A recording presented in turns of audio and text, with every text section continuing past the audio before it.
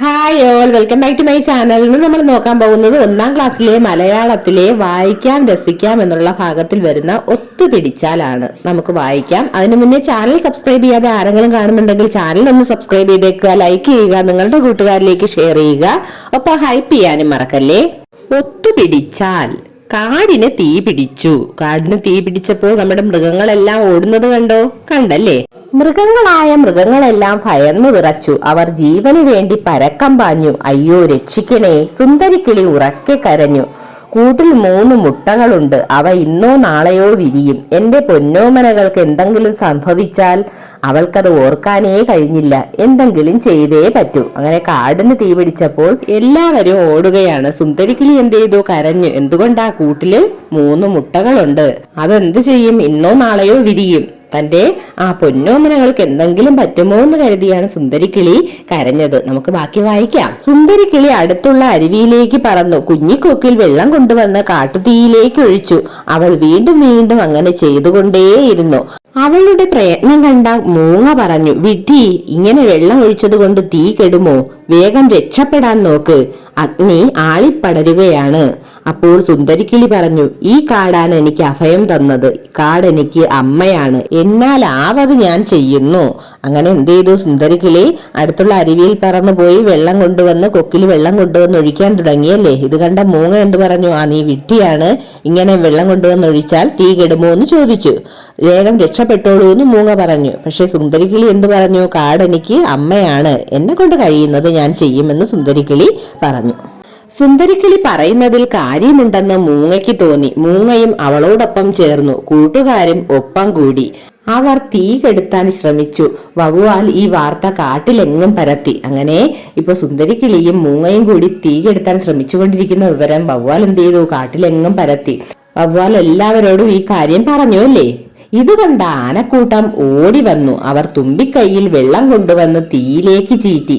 കുരങ്ങുകൾ ഇലക്കൊമ്പിലിൽ വെള്ളം കോരി ഒഴിച്ചു. മുയലും ജിറാഫും പുലിയും ഓടി വന്ന് സഹായിച്ചു. തീ അണഞ്ഞു. എല്ലാവർക്കും ആശ്വാസമായി. ഇനി മഴ പെയ്യണം, അപ്പോൾ കരിഞ്ഞ കാടെല്ലാം വീണ്ടും തളർക്കും, സുന്ദരിക്കിളി പറഞ്ഞു. നിറയെ മരങ്ങളും പഴങ്ങളും ചെടികളും പൂക്കളുമുള്ള ഒരു കാടാവും അത്. ഒരു മരച്ചില്ലയിലെ കൂട്ടിലിരുന്ന് തന്റെ കുഞ്ഞുങ്ങളെ ലാളിക്കുന്നത് സുന്ദരിക്കിളി സ്വപ്നം കണ്ടു. അങ്ങനെ എന്ത് ചെയ്തു? ആനയും അതുപോലെ തന്നെ കുരങ്ങനും മുയലും ജിറാഫും പുലിയും എല്ലാവരും കൂടി ഓടി വന്ന് എന്ത് ചെയ്തു? കാട്ടുതീ അണച്ചു. എല്ലാവർക്കും ആശ്വാസമായി. സുന്ദരിക്കിളി അപ്പോൾ എന്തു പറഞ്ഞു? ഈ കരിഞ്ഞ കാടെല്ലാം വീണ്ടും തളർത്ത് നിറയെ മരങ്ങളും പഴങ്ങളും ചെടികളും പൂക്കളും ഒക്കെ ഉള്ള ഒരു കാട് ഉണ്ടാവുമെന്നും അവിടെ ഒരു മരച്ചില്ലയിലിരുന്ന് തന്റെ കുഞ്ഞുങ്ങളെ ലാളിക്കുന്നതെല്ലാം സുന്ദരിക്കിളി ഇങ്ങനെ സ്വപ്നം കാണുന്നുണ്ട്. അപ്പൊ നോക്കി, എല്ലാവരും കൂടി ഒത്തുപിടിച്ചപ്പോൾ തീ അണഞ്ഞ് അവരെല്ലാം സന്തോഷത്തോടു കൂടി കാട്ടിൽ തന്നെ വസിക്കുകയും ചെയ്യുന്നു. എന്നാൽ സുന്ദരിക്കിളി ചിന്തിച്ചതുപോലെ ചിന്തിക്കാതെ നമ്മൾ എന്ത് ചെയ്യുമെന്ന് പറഞ്ഞിരുന്നിരുന്നെങ്കിൽ കാടെല്ലാം കത്തി നശിച്ചേനെ. അപ്പൊ എല്ലാവരും കൂടി ശ്രമിച്ചപ്പോൾ ഒത്തുപിടിച്ചപ്പോൾ എന്തായി? വലിയ ഫലം കണ്ടു അല്ലേ. അടുത്ത് നോക്കിയ ഒരു കവിത. കാട്. മഴ ചാറി പെയ്തു കഴിഞ്ഞു, ചാറിപ്പെയ്തു കനത്തു തുടങ്ങി. പെരുമഴയിൽ നനഞ്ഞു കുളിച്ച് കാടിൻ ഉള്ളു തണുത്തു തുടങ്ങി. കാട്ടാറുകൾ പൊട്ടിച്ചിതറി, കരിമൂടിയ ചില്ല തളിർത്തു, തളിരുകളിൽ മുട്ടുകിളിർത്തു, കാടാകെ പൂത്തുവിരിഞ്ഞു. കാടിവളൊരു കൊച്ചുമെടുക്കി, നാടിന്റെ കളിത്തോഴി. അങ്ങനെ മഴയൊക്കെ പെയ്ത് എന്ത് ചെയ്തു? മഴ കനത്തു. പെരുമഴയിൽ നനഞ്ഞു കുളിച്ച് കാടിന്റെ ഉള്ളൊക്കെ തണുത്തു. എന്ത് പറ്റി കാട്ടാറുകൾക്ക്? കാട്ടാറുകളൊക്കെ പൊട്ടിച്ചിതറി.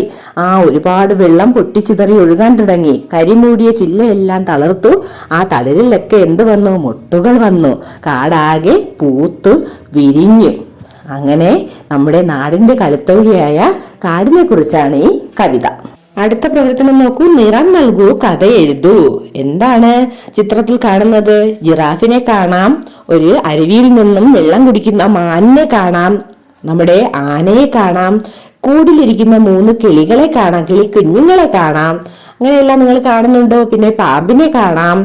നോക്കൂ, ആ ചിത്രത്തിൽ എന്താ കാണുന്നത്? സിംഹത്തിനെ കാണാം. പിന്നെയോ കരടി തേൻ കുടിക്കാൻ ഇങ്ങനെ കൈയൊക്കെ പൊക്കി നിൽക്കുന്നത് കാണാം. അപ്പൊ ഇതെല്ലാം വെച്ചുകൊണ്ട് കഥ എഴുതണം, ഒപ്പം നിറവും നൽകണം. നിങ്ങൾക്ക് എന്താണോ തോന്നുന്നത് അതനുസരിച്ചൊരു കുഞ്ഞു കഥ എഴുതിയാൽ മതിയാവും. അടുത്ത ക്ലാസ്സിൽ ഇതിന്റെ ആക്ടിവിറ്റി ബുക്കുമായി നമുക്ക് കാണാം. അപ്പൊ എല്ലാവരും നന്നായിട്ട് പഠിക്കുക. Thanks for watching.